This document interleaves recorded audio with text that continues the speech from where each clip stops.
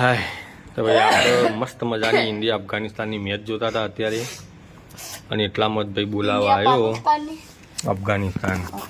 આ બોલાવા આવ્યા આપણને કે હેડો મારે કડું કાઢવાનું એને હાથમાં કડું તો પહેર્યું હતું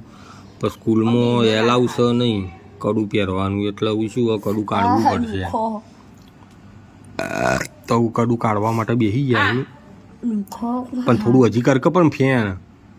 બરોબર ફેણ કર બરોબર ચડાય ની અત્તર પાછું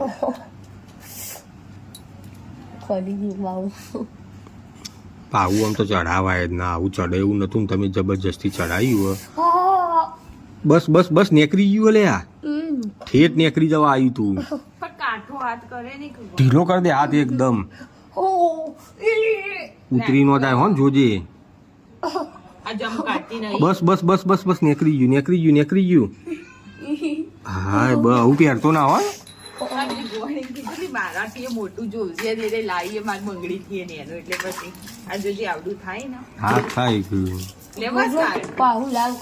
હોય તો અમે બંગડીઓ પહેરીએ ને આવી રીતે તું ને એક છે એ બૈરું થોડું છે